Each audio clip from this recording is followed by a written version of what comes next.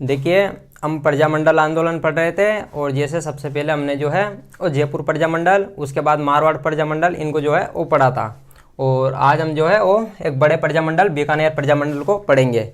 जैसे मैंने शुरू में बताया था कि प्रजामंडल का मतलब होता है जनता के द्वारा संगठन बनाकर जो आंदोलन किए गए उन्हें हम जो है वो प्रजामंडल कहते हैं, उन्हें हम जो है वो प्रजामंडल आंदोलन कहते हैं। और प्रजामंडल आंदोलन का जो मुख्य उद्देश्य था वो था उत्तरदायी शासन की स्थापना करना।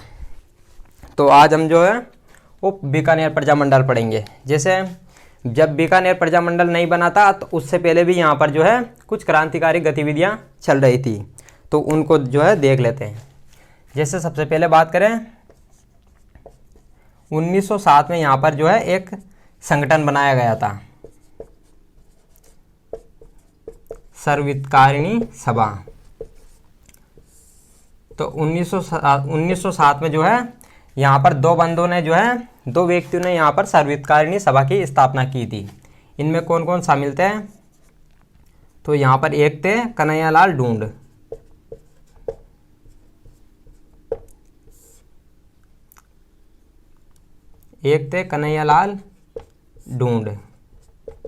और दूसरे थे स्वामी गोपाल दास।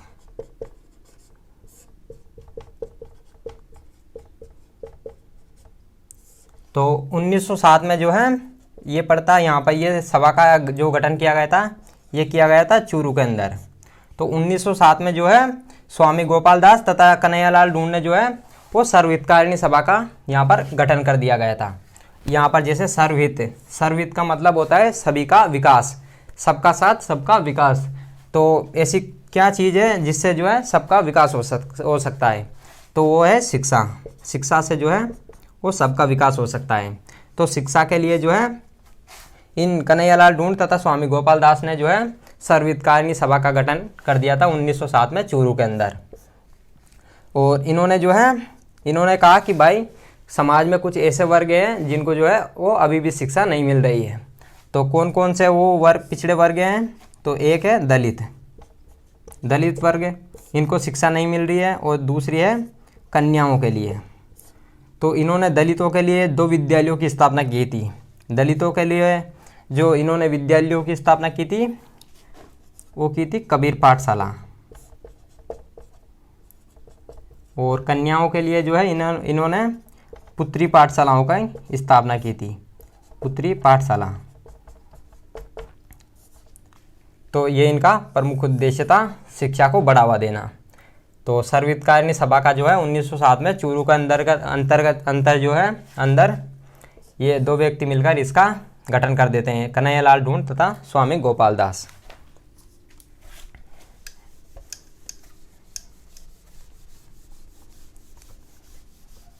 अब जैसे बात करते हैं 1929 की। तो 1929 में जो कांग्रेस का लाहौर अधिवेशन होता है,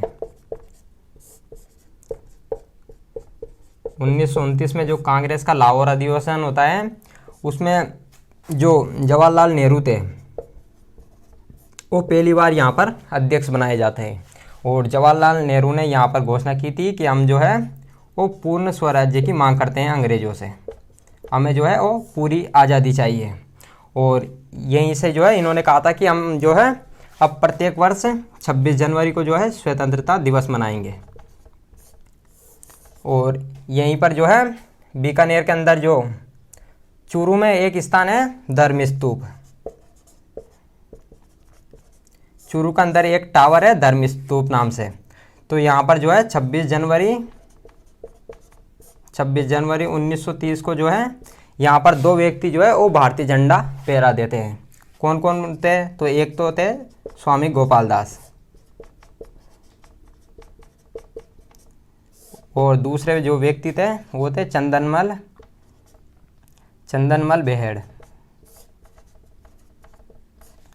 तो स्वामी गोपाल दास तथा चंदनमल बेहेड़ ये 2 व्यक्ति मिलकर जो है 26 जनवरी 1930 को जो है चूरू के अंदर एक स्थान है धर्मस्तूप, वहाँ पर एक टावर बना है, वहीं पर जो है ये दोनों झंडा रोहण कर देते हैं, भारतीय झंडा फहरा देते हैं।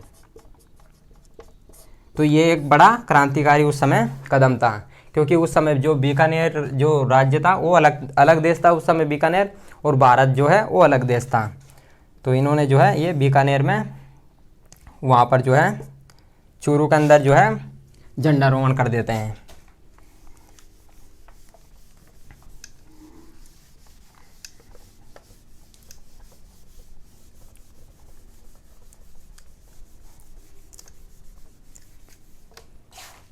इसके बाद जैसे बात करें 1931 की, तो जैसे 1931 में जो है उस समय लंदन में जो वहाँ पर जो है वो गोलमेज सम्मेलन चल रहे थे।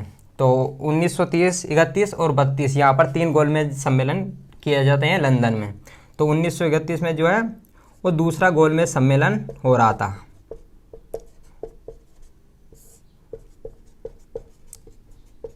तो 1931 में जो है दूसरा गोलमेज सम्मेलन हो रहा था, जिसमें कि जिससे बात करें गंगा सिंह की, उस समय बीकानेर का जो राजा था वो था गंगा सिंह, और गंगा सिंह जो है वो तीनों गोलमेज सम्मेलन में भाग लेने वाले व्यक्ति थे। तो उन्होंने जो है दूसरे गोलमेज सम्मेलन में भाग लिया था गंगा सिंह ने। और जो बीकानेर के जो कार्यकर्ता थे, उन्होंने जो है बीकानेर के खिलाफ जो है वहाँ पर बीकानेर दिग्दर्शन नामक जो है वो पर्चा छपवाया बीकानेर के कार्यकर्ताओं ने, जिसमें जो है बीकानेर के शासन की जो कमियां बताई गई थी। तो जैसे जो सेकंड राउंड टेबल कॉन्फ्रेंस हो रहा था, जो द्वितीय गोलमेज सम्मेलन हो रहा था, उसमें जो है वो सभी की जो है बोलने की बारी आई। और जैसे बात करें जो द्वितीय गोलमेज सम्मेलन हो रहा था, उसका वहाँ पर अध्यक्ष था लॉर्ड सेंकी। ये उस समय अध्यक्ष थे लॉर्ड सेंकी। तो द्वितीय गोलमेज सम्मेलन के जो अध्यक्ष थे वो थे लॉर्ड सेंकी। जब सभी की बोलने की बारी आई और जब गंगा सिंह की जो बोलने की बारी आई, तो लॉर्ड सेंकी ने जो बीकानेर के जो कार्यकर्ता थे उन्होंने जो है वो पर्चे सभी जो है गोलमेज सम्मेलन में बंटवा दिए थे, जिसमें कि बीकानेर के शासन से संबंधित कमियां बताई गई थी। और जैसे बात करें उस पर्चे की जो पर्चा था, जिस पर्चे में बीकानेर के शासन से संबंधित कमियां थी, वो पर्चा लिखा था 2 व्यक्तियों ने। एक थे अमृतलाल सेठ और दूसरे व्यक्ति थे पीएल चूड़ीगर। इन 2 व्यक्तियों ने मिलकर ये पर्चा जो है लिखवाया था। ये लिखा था अमृतलाल सेठ तथा पीएल चूड़ीगर, इन 2 व्यक्तियों ने वो पर्चा जो है वो लिखा था बीकानेर दिग्दर्शन। और जो गोलमेज सम्मेलन में जो पर्चा बंटवाने वाले जो व्यक्ति थे वो थे अपने स्वामी गोपाल दास चंदनमल बेहड़, इन्होंने जो है वहाँ पर बंटवाया था। तो जब सबकी बोलने की बारी आई और जब गंगा सिंह के बोलने की बारी आई सेकेंड राउंड टेबल कॉन्फ्रेंस में, तो लॉर्ड सेंकी के पास वो पर्चा था। लॉर्ड सेंकी ने पढ़ा और लॉर्ड सेंकी ने गंगा सिंह ने कहा कि सर ये पर्चा भी पढ़ो, और गंगा सिंह को वो पर्चा दिया जिसमें कि बीकानेर की जो कमियाँ थी, शासन से संबंधित कमियाँ थी। तो गंगा सिंह के पास वो पर्चा पहुंचा और गंगा सिंह ने कहा आज तो कंठ खराब है, अपन कल बात करते हैं। और गंगा सिंह वहाँ से जो है अगले दिन बीकानेर आते हैं और कहते हैं कि पता लगाओ कि ये पर्चा जो है वो किन किन ने जो है इसमें कौन कौन लोग शामिल है।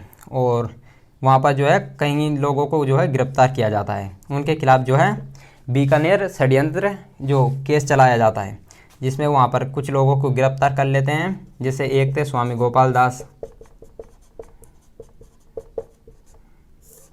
चंदनमल बेहड़, क्योंकि बंटवाने वाले यही व्यक्ति थे, चंदनमल बेहड़। इसके अलावा जैसे सत्यनारायण सराफ,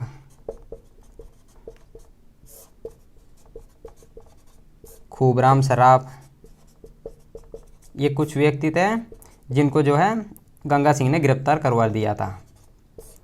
स्वामी गोपाल दास, चंदनमल बेहड़, सत्यनारायण सराफ, खूबराम सराफ, इनको जो है बीकानेर षड्यंत्र के खिलाफ जो है इन पर मुकदमा चलाया गया। और इनका जो मुकदमा लड़ा था एक जो वकील थे रघुवर दयाल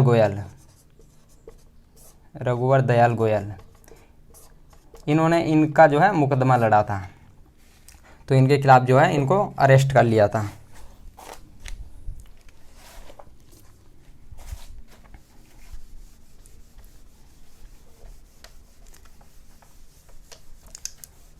तो इसके बाद जो है प्रजामंडल को स्थापित किया जाता है, बीकानेर प्रजामंडल बनता है 1936 में।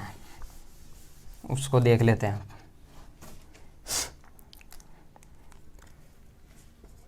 तो 1936 में जो है वो बीकानेर प्रजामंडल स्थापित हो जाता है, बीकानेर प्रजामंडल का गठन किया जाता है। याद रखने वाली बात यह है कि बीकानेर प्रजामंडल का गठन जो है वो कलकत्ता में किया जाता है। तो 1936 में जो है बीकानेर प्रजामंडल जो है वो कलकत्ता में स्थापित किया जाता है। और जैसे बात करें इसके संस्थापक कि बीकानेर प्रजामंडल में जो है कौन कौन संस्थापक हैं, तो एक है वैद्य मगाराम, एक व्यक्ति थे मुक्ता प्रसाद, एक अपने वकील थे रघुवर दयाल गोयल, और एक महिला शामिल थी लक्ष्मी देवी आचार्य।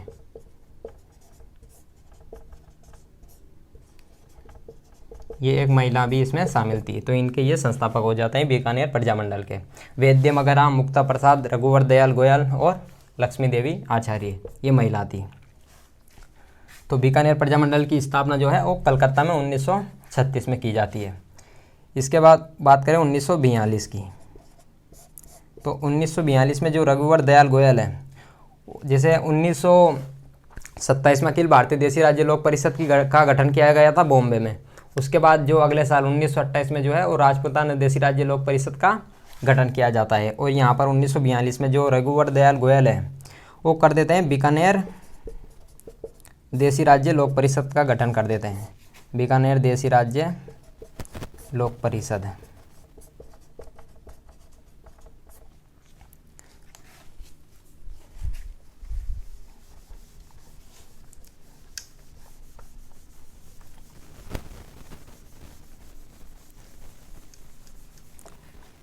इसके बाद बात करें 1944 की, तो 1944 की बात करें, जैसे 1943 में जो बीकानेर के जो राजा थे गंगा सिंह, उनकी मृत्यु हो जाती है। और उसके बाद जो अगले जो राजा बनते हैं वो बनते हैं उनके बेटे शार्दुल सिंह। तो शार्दुल सिंह जो है वो अगले राजा बनते हैं। अब जैसे बात करें बीकानेर प्रजामंडल, जो प्रजामंडलों का जो मुख्य उद्देश्य था वो था उत्तरदायी शासन की स्थापना करना, लेकिन बीकानेर में अभी तक जो है उत्तरदायी शासन जो है वो स्थापित नहीं किया गया था। तो वहाँ के लोगों ने भी शार्दुल सिंह के खिलाफ जो है यहाँ पर बीकानेर विरोधी दिवस मनाया था, बीकानेर दमन विरोधी दिवस। तो शार्दुल सिंह के खिलाफ ये लोग यहाँ पर बीकानेर दमन विरोधी यहाँ पर दिवस मनाते हैं 1944 में। उसके बाद 1946 की बात करें तो 1 जुलाई को जो प्रजा परिषद की यहाँ पर जो है वो ये लोग जो प्रजा परिषद के जो लोग थे वो जुलूस निकाल रहे थे। और ये घटना है रायसिंह नगर की।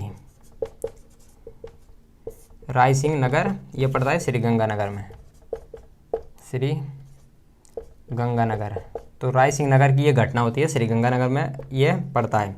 प्रजा परिषद वाले जो जुलूस निकाल रहे थे 1 जुलाई को, और इस जुलूस पर जो पुलिस वाले हैं वो फायरिंग कर देते हैं, जिसमें एक व्यक्ति शहीद हो जाता है बीरबल नाम का।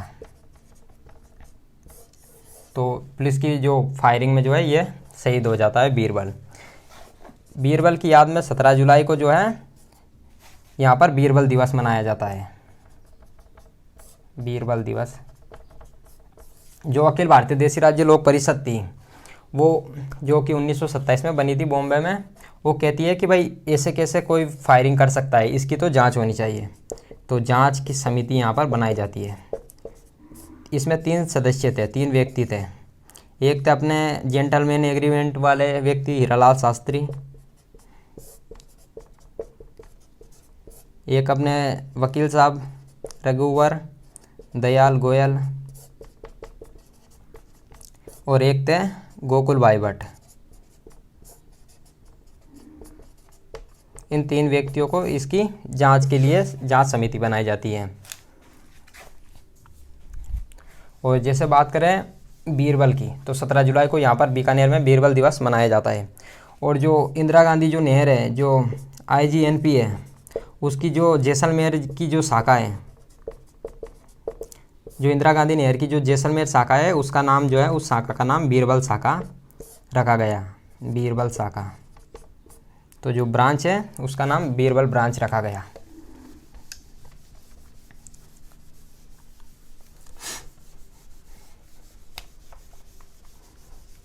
तो ये बीकानेर प्रजामंडल से संबंधित बातें हो जाती है। अब जैसे बीकानेर प्रजामंडल में जो है कुछ किसान आंदोलन भी होते हैं। जैसे एक होता है मद्रासर, एक होता है महाजन, ये दोनों जो है ये पढ़ते हैं बीकानेर में। ये किसान आंदोलन जो है मद्रासर, महाजन किसान आंदोलन जो है ये बीकानेर में होता है। एक होता है 1937 में और एक था 1938 में। ये किसान आंदोलन होते हैं। ये जो मद्रासर जो किसान आंदोलन है, ये इनके जो प्रमुख नेता थे वो थे जीवन राम चौधरी। इसके अलावा यहाँ पर चूरू में जो है 2 और किसान आंदोलन होते हैं। एक होता है दूधवा खारा किसान आंदोलन, और एक होता है कांगड़ा किसान आंदोलन। बीकानेर प्रजामंडल की बात करें तो यहाँ पर 5 किसान आंदोलन होते हैं। 4 जागीरों से संबंधित, जागीर क्षेत्र से संबंधित, और एक खालसा क्षेत्र से संबंधित। ये चारों जो है वो जागीरी क्षेत्र से संबंधित है। ये चूरू के अंदर जो है किसान आंदोलन हुए थे। दूधवा खारा किसान आंदोलन, कांगड़ा किसान आंदोलन, ये जिसमें दूधवा खारा किसान आंदोलन जो है ये महत्वपूर्ण हो जाता है। ये हुआ था 1944 में और ये हुआ था 1946 में। इसके अलावा एक हुआ था गंगनहर किसान आंदोलन, गंगनहर किसान आंदोलन।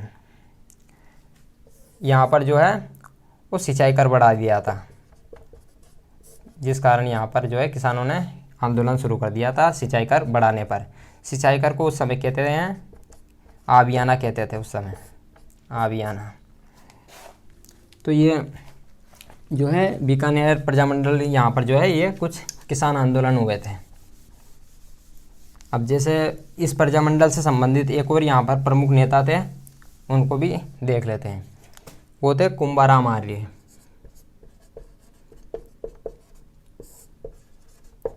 कुंभाराम आर्य तो यहाँ इन्होंने जो है प्रजा परिषद की एक जो सभा हो रही थी ललाना गांव में, ललाना गांव में जो है प्रजा परिषद वालों की जो है एक सभा हो रही थी। और इस सभा को जो है ललाना गांव में इन्होंने, कुंभाराम जो आर्य थे, इन्होंने इस सभा को संबोधित किया था। और कुंभाराम आर्य की बात करें तो इन्होंने एक जो है वो किताब भी लिखी थी, एक बुक लिखी थी इन्होंने, किसान यूनियन क्यों। तो किसान यूनियन क्यों जो है बुक है वो कुंभाराम आर्य की ही बुक है। तो ये बीकानेर प्रजामंडल से संबंधित बातें हो जाती है। अब एक और बड़ा प्रजामंडल जो है वो मेवाड़ प्रजामंडल बचा है, उसको हम आगे देखेंगे।